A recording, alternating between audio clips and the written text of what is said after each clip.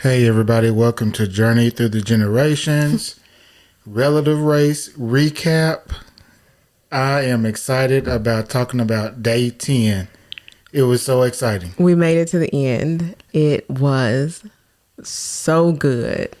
I'm sad, but happy. Yeah, I mean, we've been doing this for, 10 weeks now? Yes. And so it's sad to see it end because we enjoy the show and people meeting their family and everything. So it's hard to say it's over. Yeah. And I will say that in past seasons, episode 10 is never my favorite, but I might change my mind this season.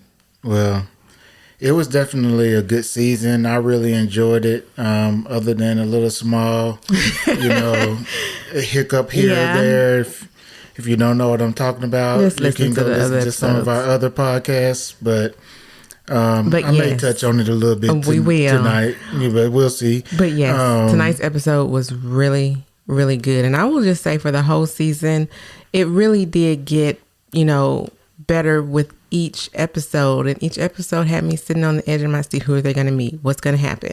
So this might be my favorite season of all of them. Yeah, they really got into a groove, I think. Mm-hmm. The first couple of days is always just nervous. You don't know what to expect and it's difficult, but everybody just came around into their groove. They figured out how they were going to do this and read maps and do games, and they really just came together throughout the season. So yep, it was really good. So let's start out with the teams that made it to day 10. So that would be Team Red, Team Black, and Team Green. Green, yes, thank you. So, of course, as you know, those three teams all had 2 strikes and made it to day 10, which I'm happy about because I think it's better to have all 3 teams there instead of 2. I agree. And so it just makes it more difficult for the team that wins to actually get through the challenge. It's supposed to be challenging. Yeah, and it makes for better TV. Yeah, and going up against 2 other teams is better than that's harder. Just one. So anyway, yeah. And, if you know what we've, talked about, especially in the first season, we chose a team that we liked and we wanted to win.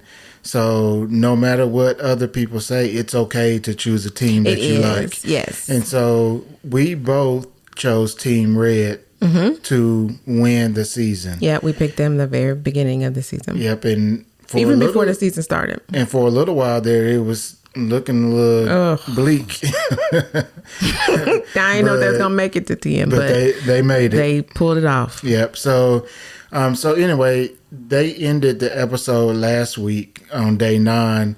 Of course, meeting their families, relaxing, and getting to know them. And Dan texted them the coordinates and telling them what city they were gonna be going to. Well, not the city. They just told them Colorado. Yeah. So they knew ahead of time where they was going. So that's kind of how we ended. And then, of course, today they started off with, going into Colorado and looked like they was hiking or something. So. Like going up a mountain or whatever. Yep. So Dan began to talk to the teams about how the game was going to work. They get badges for winning, and they get to put it on their little sash like Girl Scouts. Yes. And then you get performance badges along the way. Yes. And he also told them that even though they didn't disclose this in the beginning of the show, the teams that won, in addition to getting their first place prizes, if they won first place, they got a badge. So teams started out with badges at the beginning of the challenge from the wins that they got throughout the season. Right. Yeah. So Team Green won 4 first place prizes. So they got 4 badges. Team Red won twice. So they had 2 badges. And Team Black won once. So they had a badge. So coming out the gate, Team Green had more badges than anybody. Yeah.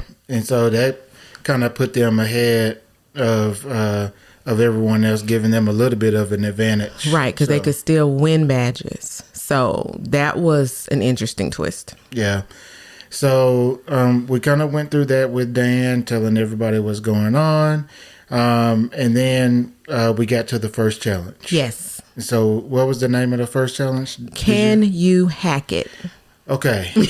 So the first challenge, I think, was probably the second hardest out of the 4 that they definitely had. And so you had to, there was a log out there, and each team had to first, in one section, take turns chopping with an axe. Yes, to break the log. chops, and then you switch, and you keep going back and forth. And then once you break the log, you move to a 2-person saw. That the ones that you go back and forth on. Right.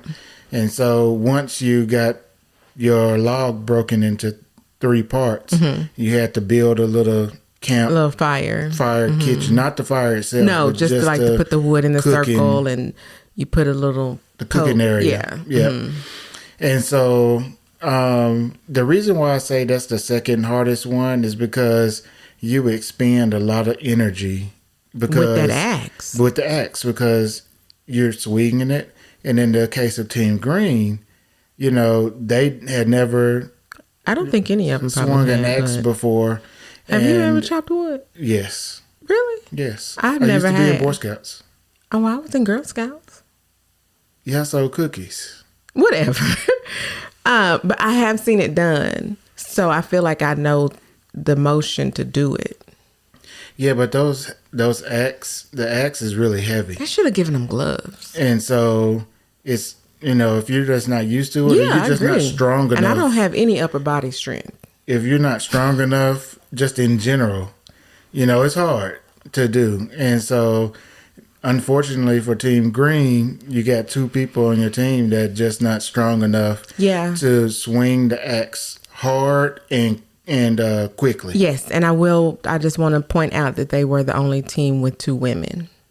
And that makes a difference when you have these physical challenges, when you have, men on your team that, can expend more energy, that obviously is going to help them. Yep, Sean is a big dude, so he got strength. And Devin played football. Not a big dude, but he played football. He's in shape, though. He's a strong guy, and so you are at a disadvantage, but you have to remember that these challenges are done beforehand. They set it up and all do that stuff is set up before. So that's how they get to the timing that they want to be done in. When you do that without knowing who's going to be there, right? So it was just what they picked because it was Colorado. They got there, and they don't pick challenges as to say, oh well, if it's 2 women, we can't do the axe competition or no, they don't. Whatever. That stuff is done ahead of time. So Team Green really did struggle. Yeah, they did. Team Red had a strategy with the axe. They would do their 5 chops, and then they would turn the log a little bit and hit it in a different spot. So they were going around in a circle, which I think helped. Yeah, I really thought that Sean on Team Black was gonna beat Team Red on that, and I think it's probably because Casey probably wasn't able to chop as hard as she kind of wanted to. She was louder than she was thorough with the axe, I think. So, but anyway, I thought Team Red did really well. Team Black did good too. Yeah, they were right behind them. But Team Green struggled mightily. But because like I said, the axe was just... It was just physical, really, really hard. And they used a lot of their energy on that challenge. And so that's going to come, to bite them once we get to because they do it all in one day. So yep. So it turned out that Team Red finished and got their log chopped and their cooking station set up first. So they won the badge for that challenge. Yep. And then Team Black, they finished theirs next. And of course, Team Green, they didn't get a chance to finish there. So they finished the chopping part. They didn't get to the saw though. Yeah. So they said that was an accomplishment that they finished and got one piece chopped off. So it was. I think they did good. The thing I really liked about this is that Team Red finished first, right? So they were sitting there cheering on Team Green. Yes. You know, when they were struggling and they were giving them tips on, you know, what to do. Yeah. You know, turn the log a little bit or, you know, just keep going. You got it. And so I was really happy to see that. Yeah, that was nice. So good for Team Red. Yes. It's the right thing to do. It is. Yeah. All right. So you want to move on to the next second challenge? Yes. Yeah. So challenge 2 was called Backpack It Up, which I thought was interesting name. So yes. So tell us about that challenge. The premise of that challenge was they got to their spot and they had all of these things laid out on some kind of something. A tarp. Yeah, okay, it was a tarp. But it was things that you would have in camping, like a first aid kit, a cast iron skillet, a coffee pot, stuff like that. And you had to be able to put everything, all these items in the backpack, pack it up, and then you had to walk to the actual campsite and put your tent up and get everything situated out of your backpack. And the tent set up had a demo tent set up. Yes, that you could look at. That you could look at, and you had to replicate that. You had to set your tent up the exact same way as the sample tent was. Yeah, so they packed up the backpack, and then of course only one person can carry a backpack, and then you run to the campsite. Yep, and Team Black finished their packing up first. Yeah. And they actually dropped some stuff out of their backpack, but they was able to get it recover right back in quickly. But yeah, they got out quickly and got to their site first. And of course, they chose the site that was closest to the sample tent. Yeah, so they could look at it closer. They got a better visual of it and didn't have to run back and forth. Right. So I think they did a really good job. Oh, yeah, that was a good strategy.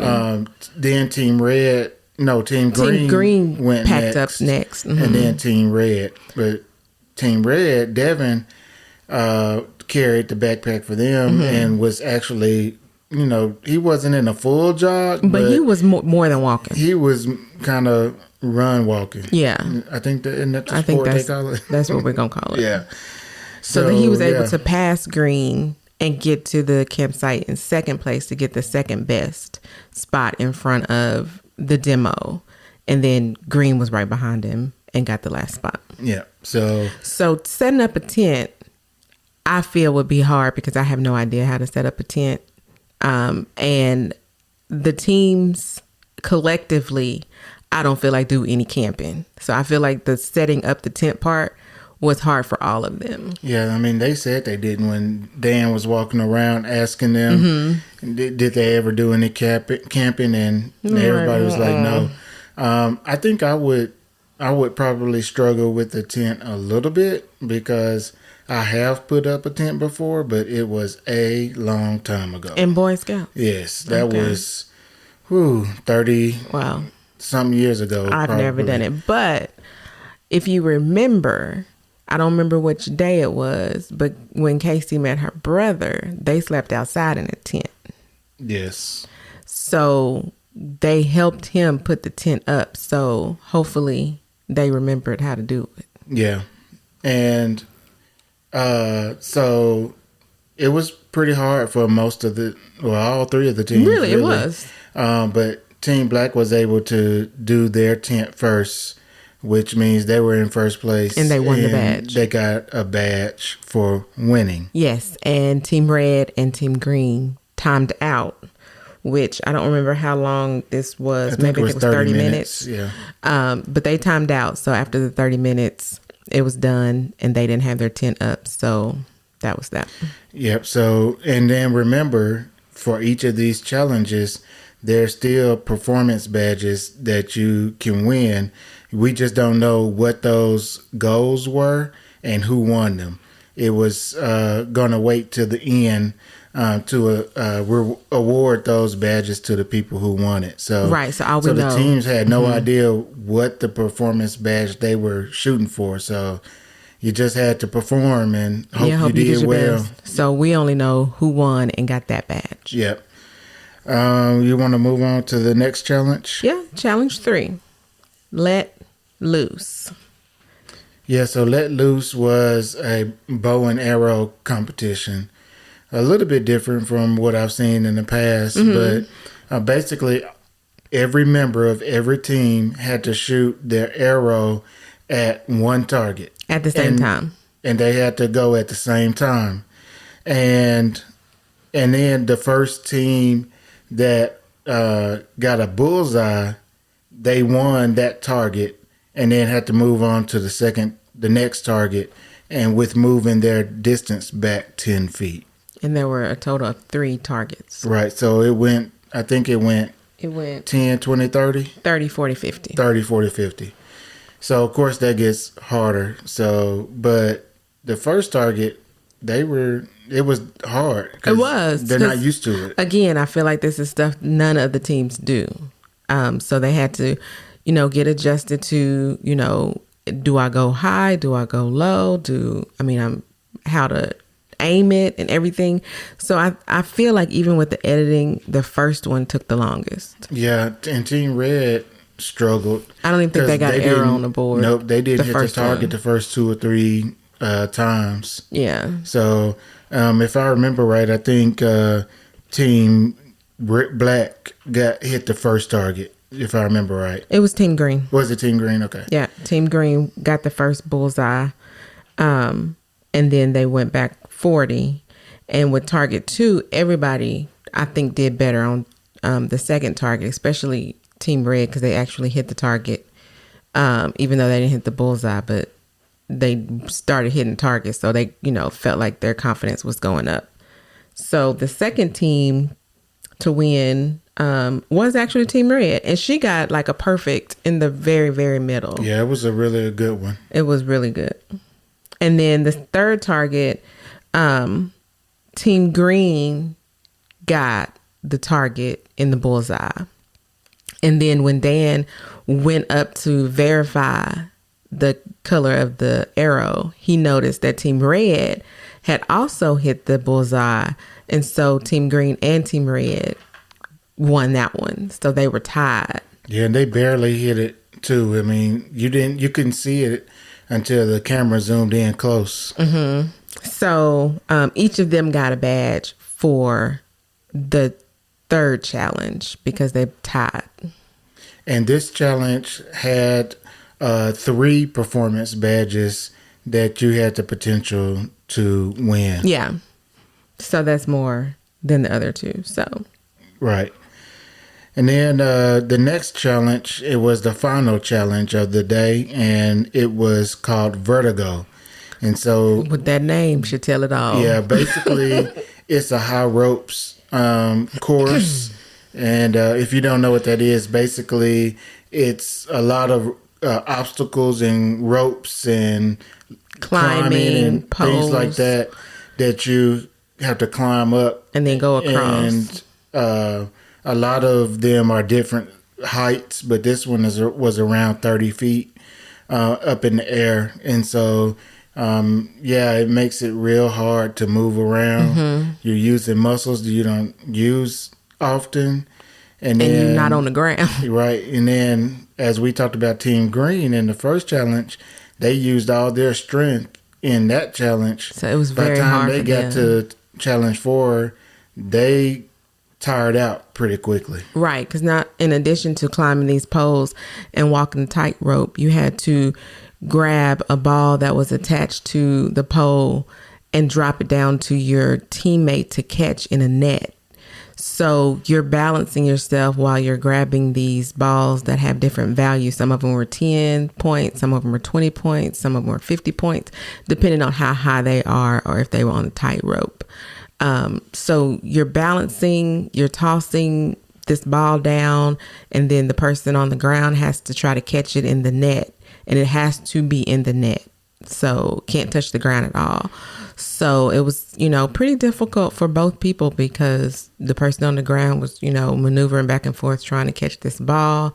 The person on the tightrope or the pole was balancing themselves trying to reach these balls. So it looked hard. I probably would have been like, you know what? I want $50,000, but I'll watch y'all do this one. I think all the teams actually started out really good. Oh, yeah. But Team Green went downhill pretty fast. And she said she used up all her energy the first with that axe. Yeah. But we didn't mention that Dan gave them a surprise. Oh, yeah, that's right. I forgot about that. So before the challenge started, he asked the group, did they want any help in this course, and everybody was like, yeah, I want some help. Heck yeah. And then they brought out a member of each team's family, and to be the watch out, to be right. They could go look. Yeah, they got the binoculars and was able to show the team which balls had the highest point value. Yeah. And so they could direct them to say, hey, you need to go on this rope. There's a 50-point one, and there's a 25-point here. And so that's where they were, just a kind of a set of eyes. Yeah. Since the other teammate had a net trying to catch all the balls. Yeah. The strategy for this one was Red decided that they wanted to go for the highest value balls first, which usually were the ones on the tightrope or the highest poles. And Team Black decided that they just wanted to get as many smaller value balls as they could. So they both had totally different strategies. So I thought that was interesting going in and seeing what the results was going to be. Yeah, I'm thinking my strategy would probably have been more like Team Black. But you have to get just as many balls, so more probably. Yeah, you would have to get a lot. But I think my strategy would change as soon as I started, because I wouldn't be able to move as fast or faster than another team. So Team Red were going to the high values. I would have to double my time to be able to catch up with them. So I probably would have changed, midway through and be like, okay, this is not going to work. Right. It's time to go for the higher value balls. In addition to all of that we've just talked about, they also had to attempt the leap of faith, which was 100-point value ball, but it was way at the top. It was like at the very top of the whole obstacle course. So it was the highest. And they had to jump off a platform to try to get this ball that was in front of the platform. And so each team had to attempt that. And so that was really hard because you don't have anything to hold on to. One of the three leaps of faith had a standing platform that you could stand on you had to get up there, jump off. Yeah. Then another one, you didn't have a platform. You just had the top of a pole. And we never got a chance to see the third one because the Team Green never got a chance to. They didn't get all the way up. Well, they did try it. They just didn't make it all the way up to the top. And they're the only team that switched players in the middle of the game because, again, they were just so tired from that axe throwing. Well, it wasn't from a lack of trying. Oh, no, they did. They didn't give up. They tried, and Megan held on to that pole as long as she could. And I just know her arms were burning. And then the altitude. Yeah, because they're in Colorado. Got sick. She probably did get sick. Just didn't show it on TV. I'm sure. But yes, they're in Colorado. They had to get adjusted to the altitude. They're doing all of this climbing and then spending all this energy. So, yeah, she didn't feel good. Yeah. And Devin, let's see. So, Sean tried to get the leap of faith, and it was 100-point ball. Yes. And he went to the pole that had a platform to stand on. He jumped and actually hit the ball off the bar. And it went down, and Casey actually caught it. Yeah, she did. She caught it with her hand. She caught it with her bare hand, which was a great catch. It was a great catch. If that had been baseball, that would have been awesome. That's up high, you know, but she caught it and then put it in the net. But Dan came over immediately and said that didn't count because it has to go into the net first. Yeah, you can't catch it and then toss it into the net. Right. So they didn't get those 100 points from that ball. And that was tough because if they had caught that in the net, they probably would have won that one for sure. And then because they had like 5 minutes left, Devin stopped what he was doing to go and try to get the leap of faith before time ran out, which he made it all the way to the top. And he didn't have a platform to stand on. He was literally like on top of a pole that just barely fit his feet. And it was so funny because Liz was at the bottom telling him what to do, and he was just like, "Can I please stop talking? Can I please focus on this?" And I know she was just trying to help, but he needed his moment. And this was a big one, 100 points. That was a lot, and so he was just like, "I just need to focus, just focus, not hear you." But he jumped, he tried it, he came so close. He hit the bar with his fingertips, and he almost, if he had hit the ball instead of the pole, it would have fallen off. But he tried it, and he came really close to getting it. So, but yeah, that was a really, really hard challenge, the hardest of the day, which it should have been. Definitely. It's the last one. It definitely was. But I think all the teams did really well, especially on this challenge because it seemed very challenging. But the winner, you want to go over the amount that they got first? Yeah, so Team Green, I think it was. Yeah. Points they showed first. And it was 100. They got 185 points. So that was good. Yep. And then Team Black, they got 500 points, which I thought was really good. They said 500. I was like, God, they won. They won this. They did good. They showed Team Red, and they had how many points? 675. So they did really well. They did really well. They did a whole lot better than I thought. So Team Red won that badge for that challenge. And this particular challenge had 3 performance badges available. Yes, and this was the last challenge. So going into them learning about the performance challenge, the performance badges, Team Red had 5 badges total from what they started with and what they won. Team Green had 5 badges from what they started with and what they won. And Team Black had 2 from what they started with and what they won. And now they find out the performance badges for each challenge. Yeah, that was good. I really enjoyed that. And all challenges were good.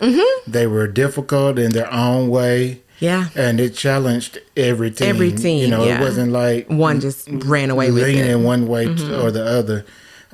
It challenged everybody. And that was good to see. Yeah, and it makes for good TV, but I think it makes them work even harder because they're so close. Right. So, all right. So let's talk about performance badges. Okay. So we'll start off with each challenge and how many badges that were available and who won them. I don't know if you wrote down what each one was, but I didn't. So I did. So the first one was I remember some of them. So the first one was the what was the name of it? It was Challenge 1. Can You Hack It? Can You Hack It? And the performance badge 1 was for the fewest swings with the axe. And then the other one was who won that one? Fewest swings was red. And the fastest saw was black. So that meant that Team Red moved into first place. Yes. And Team Black got a second badge or a third badge. Yep. Good. And then on Challenge 2, the campsite, they had 2 performance badges available. if I remember right, it was who packed up the backpack the fastest, which Team Black won, of course, because they were the first ones out towards the campsite. And then the second one was who put up their tent the fastest. Was that what it was? Yes. And Team Black won that again. They're the only ones. The other two teams didn't even timed out. Get a finish. So I mean, that's good. So they got 2. So that moved Team Black closer to Team Green and Team Red. So it's Red has 6, Green has 5, and Black has 4. So it's closer now. And then it moved on to the performance badges for Challenge 3, which was the bow and arrow one, Let Loose. And I don't remember the performance badges, so you're going to have to say. Those were all points, how many points you got on the board. That's right. For each target. That's right. So the first target who had the most points was Team Green. Yep. The second target, the most points, was Team Red. Yes. And the third target, most points, was also Team Red. Right. So Red got 2 performance points and Green got 1, which put Red back in the lead. Right. Well, I guess they were still in the lead. Yeah, they were in the lead pretty much the whole way. But yeah, I mean, that was good for them. After that, I felt really confident that Team Red was going to end up winning the whole thing because we were down to 1 challenge left. We knew that Team Green had not really performed well in that one. True. But Team Black did. And so I just knew it was between those two. And if they got all 3 of them, Team Black got all 3 of them. Yeah, I just thought that I just felt confident that it was Team Red. So we got to the performance badges for the last challenge, Vertigo, which was Vertigo, the high ropes course. And these were performance badges for... One was the highest ball. And I think that might be the only one I wrote down because he got to talking about the highest ball and then... Oh, yeah, he went kind of fast. So he was saying that Team Black won 2 of one of the fewest balls missed was 1. That... So 2 teams won... 1 team won 2 of the 3. Yes. So we knew from looking at it, if Team Red was the one who won the 2, then they would have won. Yes. So he kind of drug it out, and I quit writing down because I was paying attention to the show. But... Well, bottom line is that Team Red won relative race. Yes! I'm so happy for them. Yeah, I'm excited for them. I'm so happy for them. But I will Our team won. Yes, but I will say at the beginning, before all of this started, Liz said, we are all winners because we all met our family. We all made it to day 9 to meet our family. So that is so true. But I'm so glad they won. Me too. Not just because we picked them, but I'm glad they won. Yes, I'm really glad they won. And I kind of wish they had, said who won second and third place. Which I think we know Team Black won second place and Team Green third place, right? I don't know. I mean, I'd have to count these. But I think the Green and Black would be tied. So anyway, it doesn't matter. It doesn't matter, but Team Red won. At the end of the day, they won $50,000 and they met all their family. Yep. And they are just good people. Yes, just good people. And we just need more good people like that and not ones that, have negative attitudes and don't want to cheer on other teams when they win a competition and just sit there and watch another team struggle.